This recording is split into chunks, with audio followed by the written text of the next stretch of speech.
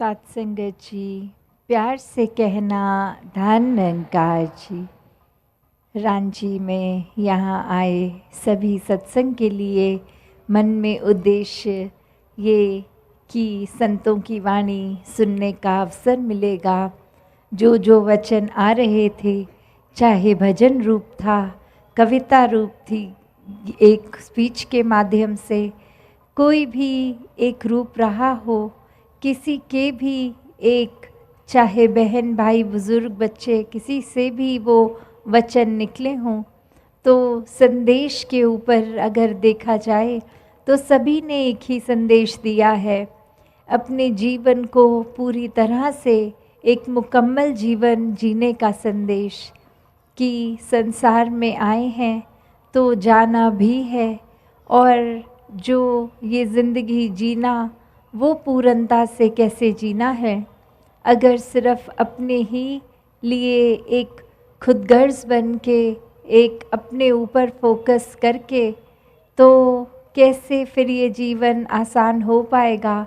कि अगर हम सिर्फ अपने ऊपर ही सेल्फ सेंटर्ड रहेंगे, केंद्र हम अपना आप को ही एक अपने आप को कैसे श्रेष्ठ बनाया जाए, अपने जीवन में एक महत्वता हमें खुद के अलावा हर एक को देनी है। ये संदेश है कि कैसे एक खुद अपनी नज़र में अपने आप को ही बड़ा बना लेते हैं और दूसरों को छोटा देखने के लिए कोई ना कोई कारण बना लेते हैं कि ये व्यक्ति हमारे जैसे भाषा नहीं बोलता, खान पान अलग है, कपड़े पहनावा अलग है, या कोई भी और कारण एक बनाकर कि ये संसार में एक नफ़रत पैदा होने का कारण बन जाता है। तो कैसे एक ये कारण ही जड़ से जब मिट जाता है, और वो नफ़रतों का कारण जड़ से कैसे मिटता है, ये परमात्मा को अंग संग देखकर जब इसके साथ एक मिक हो जाते हैं, फिर चाहे वो आस्था अपनी कोई भी धर्म किसी भी जगह पे हम विश्वास रखते हों, तो वो ही परमात्मा जो एक है, और नाम चाहे उसके जो भी दिए गए, तो कैसे इस परमात्मा निराकार को पहले देखकर फिर दिल में बसाकर इससे जब प्यार हो जाता है, तो हर एक से संसार से प्यार हो जाता है, एक एक व्यक्ति से हो जाता है। फिर वो चाहे घर का ही सदस्य हो, या कोई जानकार, या बिल्कुल ही कोई एक अजनबी, एक स्ट्रेंजर, उससे भी हमारा दिल उतना ही प्यार करेगा कि हर एक के लिए दिल ये भला मांगेगा। एक मन में इच्छा होगी कि सभी के जीवन में एक कठिनाई रूप एक उदासी का कारण ना बने कुछ। हर एक के लिए हम कैसे कंट्रीब्यूट कर सकते हैं, हम कैसे उपस्थित रह सकते हैं कि एक एक के जीवन में अगर हमारे वजह से कुछ अच्छा हो सके, तो बात वही जो भक्तों ने हमेशा से किया है कि एक अपना जीवन इस परमात्मा को जान के बहुत ही सुनहरा कर लिया है। परमात्मा को अंग संग देख के हर समय एक अपना मुख उज्ज्वला कर लिया है, ये रोशनी से जो हर समय एक ये लौ है, और इसने तो एक हर चीज़ को साफ साफ दिखाना है। जैसे अभी भी चाहे रात का समय है, बाहर तो अंधेरा है, पर इधर पंडाल में ये अगर लाइट्स हैं तो बिल्कुल ये रोशनी उतनी ही लग रही है जितनी सूर्य की किरण पड़ने पर लगती है। तो बात वही कि ये सब लाइटें तो चलो कुछ देर के लिए हैं, एक ऐसी सच्चाई की रोशनी जो हर समय एक जैसी रहने वाली है, जो समय के साथ नहीं बदलती, जो एक शारद के जो पास रहने वाली, कि इतनी एक अपने अंदर भी बाहर भी बहुत ही करीब एक ये बात की एक ही है, चाहे वो परमात्मा नाम दे, कुछ भी नाम दे, कि कैसे ये वाहिद एक ही अल्लाह है। और यहाँ एक सिर्फ अपने भावों के ऊपर बात केंद्रित करें कि हमें अपने जीवन में जब ये परमात्मा को देखना है, पहले जो देखना इस मनुष्य जन्म में ही पॉसिबल है, तो अभी देखकर ही इसको इससे प्यार कर लें। एक जीवन में इसके ऊपर जब केंद्रित रहेंगे तो फिर हर चीज़, चाहे हम दिनचर्या में जो भी कर रहे हों, भोजन खा रहे हों, सो रहे हों, जागे हों, ये कुछ कार्य कर रहे हों, तो सभी कार्य करते हुए भी इस परमात्मा को दिल में अगर बसाया है तो ये निराकार से जहाँ प्यार करते हुए हर कार्य संभव हो जाता है बहुत आसानी से करना। वहीं अगर हम इसके विपरीत जाते हैं, परमात्मा को दिल से निकाल देते हैं, तो कुछ भी कार्य कर रहे होंगे, एक उसमें कुछ ना कुछ हमारा, चाहे वो थकावट का एक रीज़न बन जाएगा या फिर एक हमारा ध्यान ही किसी एक बुरी चीज़ की ओर जाएगा जिससे मन में खटास भी होगी, एक हमारा चिड़चिड़ापन हो जाता है। तो कैसे हर समय आनंद की अवस्था में रहना, ये सिर्फ़ और सिर्फ़ परमात्मा के साथ जुड़कर ही हो सकता है, वरना दुनिया में तो हर चीज़ ने अलग अलग तरीके से चलना है और हर चीज़ हमारे मुताबिक नहीं हो सकती। तो फिर एक अगर दुनिया को ही सच्चाई मानकर इसी के रंग में रंग जाएंगे तो फिर ये एक अवश्य ही हमें बेचैनी का एहसास रहेगा, हर चीज़ के साथ जुड़ी हुई एक बेचैनी ही रहेगी। और वहीं अगर परमात्मा से जुड़ गए तो ये आनंद हर समय रहेगा। फिर जीवन में संतों वाली एक चाल बन जाएगी, गुण भक्तों वाले हो जाएंगे, एक मन से फिर और कुछ नहीं दिखेगा, एक परमात्मा दिखेगा और हर एक व्यक्ति में भी ये परमात्मा दिखेगा। तो जहाँ देखेंगे वहीं परमात्मा, एक कण कण में पूरे एक ब्राह्मण के परमात्मा। तो कैसे अपने आप को जहाँ परमात्मा के साथ जितना ज़्यादा नज़दीक करेंगे, इस परमात्मा ने तो हर समय अपनी जगह पे कायम दायम रहना है। अगर कुछ एक कमी है तो हमारे विश्वास में, हमारे एक उस समय में अपना नाता परमात्मा से तोड़ के कहीं और दुनियावी चीज़ों में लगा लेते हैं और वहाँ फिर वो दिल दूरी भी महसूस करता है। और कैसे फिर एक ये दूरी फिर बढ़ती भी जाती है अगर अपने आप को वापस इस परमात्मा पे केंद्रित ना किया जाए। तो कैसे एक दुख सुख जहाँ हर एक के जीवन में आएंगे और सिर्फ भक्त जब दुख की अवस्था होती है या सुख की अवस्था, उसमें कैसे अपने आप को एक रस रख लेते हैं, क्योंकि पता है सारी स्थितियाँ ही इस परमात्मा द्वारा हैं। तो फिर क्या फ़र्क एक अच्छी अवस्था या बुरी अवस्था में। तो एक संसार में आए हैं तो अपना कर्म परिवार के प्रति, समाज के प्रति, अपने एक क्षेत्र, राज्य, गांव, कस्बा जहाँ पे भी हैं, तो कैसे वो जिम्मेवारियों का भी पालन करता है भक्त और अपने जीवन में अपने आप को जिम्मेवारियों से पीछा नहीं छुड़ाता, एक अपने आप को काट कर अपनी रिस्पॉन्सिबिलिटी से कहीं दूर नहीं जाता भक्त, पर इसी घर में रहकर, इसी समाज में रहकर वो भक्ति भी करता ही जाता है। कैसे हम हर एक में वो पोटेंशियल है कि अपना पूर्ण रूप को पहचान लें।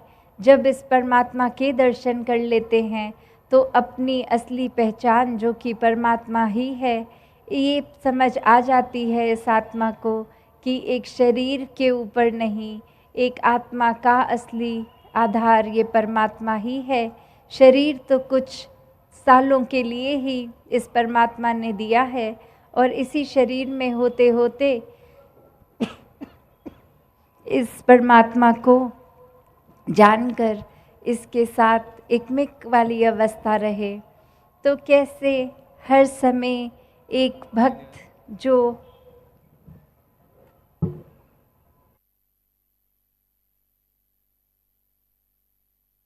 भक्त अपने जीवन में जो गुण रखते हैं वो गुण बिल्कुल वही होते हैं जो इंसानियत के गुण होते हैं। क्योंकि कुछ ऐसी बात नहीं है कि भक्त बनने के लिए कुछ अलग एक रूप है, एक बोलचाल है। नहीं, जहाँ एक हम इंसान के शरीर में आए हैं तो वाक्य में जो इस इंसान को जिस तरह से पेश आना है, जिस तरह से अपना कंडक्ट रखना है, वही तो है जो भक्तों ने हमेशा से सिखाया है। क्योंकि जो भी इंसान वाक्य ही एक फरिश्ता रूप इंसान जो इस रूहान से, इस परमात्मा से जुड़कर इंसानियत के गुण हमेशा के लिए अपने अंदर डाल चुका है, तो वो फिर गुण वही होंगे कि दिल से हर एक का आदर सत्कार प्यार रहेगा।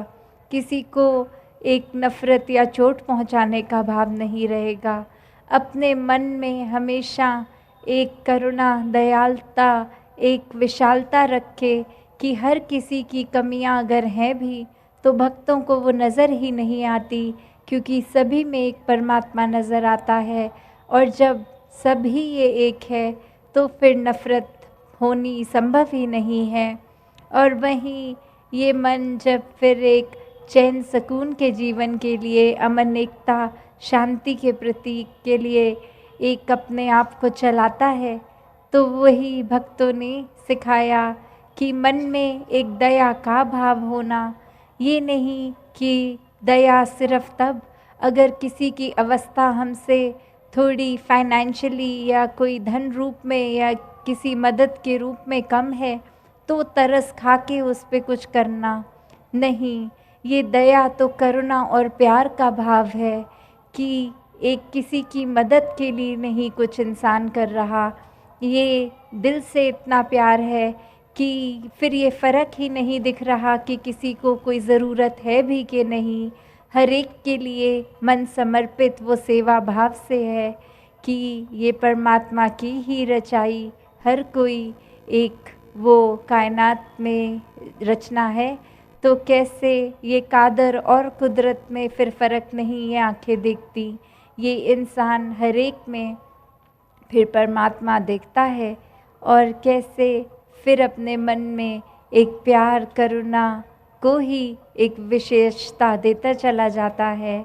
और ये तो सबने सुना ही है कि दया तो एक धर्म का मूल है, दया धर्म का मूल है, पाप मूल अभिमान, तुलसी दया ना थोड़िए, जब घट विच हो प्राण। तो कैसे एक अपने शरीर में जब तक प्राण है तब तक एक दया का भाव इस इंसान के शरीर से नहीं जाना चाहिए।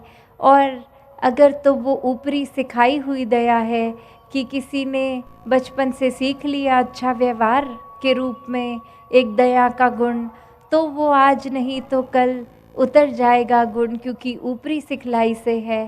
पर जब वाकई ही अपने स्वभाव व्यवहार में ये गुण एक परमात्मा को दिल में बसाने से रहता है तो वो हमेशा के लिए ही रहता है। तो वही बात कि अगर एक मूल की भी जो बात की गई है कि एसेंस में ये धर्म ये क्या है, ये दया पे, प्यार पे बेस्ड है। और जिस तरह एक कोई इमारत की अगर हम खुदाई करके जैसे नींव डालते हैं कि ये नींव के ऊपर फिर कितनी भी मजबूत इमारत चढ़ सकती है, पर अगर वो नींव ही नहीं है तो इमारत तो खड़ी नहीं हो पाएगी, वो गिर जाएगी। उसी प्रकार से ये अगर हमने धर्म के ऊपर अपने आप को केंद्रित रखना है, और धर्म क्या है, फिर वही ये एक मानवीयता, एक ह्यूमैनिटी, एक मानवता के एक रूप में कि यही सच्चा धर्म है। जब हर किसी इंसान में परमात्मा देखेंगे तो उसी तरह जब ये धर्म के ऊपर चलना, और अगर उसमें करुणा जैसे नेक भाव ही नहीं है तो फिर वो इमारत ने टिकना नहीं है। तो कैसे एक अपने आप को जहाँ हमने एक अभिमान के ऊपर नहीं केंद्रित रखना कि हम कुछ हैं, या कोई सूक्ष्म रूप का भी अहंकार आ जाना कि एक कोई कार्य हमने कर दिया तो हमसे अच्छा तो और कोई कर ही नहीं सकता। एक दुनियावी रूप में कोई उपाधि, कोई पद मिल गया तो एक हम अब अपने से हर एक को नीचे देखेंगे क्योंकि कोई उपलब्धि मिल गई है। इस तरह से अहंकार जीवन में छोटी छोटी चीज़ों से लेकर बड़ी बड़ी चीज़ों तक आ जाता है।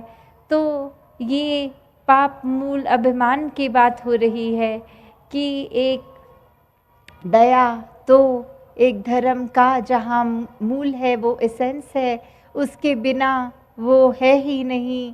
और वहीं एक अगर अभिमान आ रहा है जीवन में तो ये जीवन फिर पतन की ओर ही जा रहा है।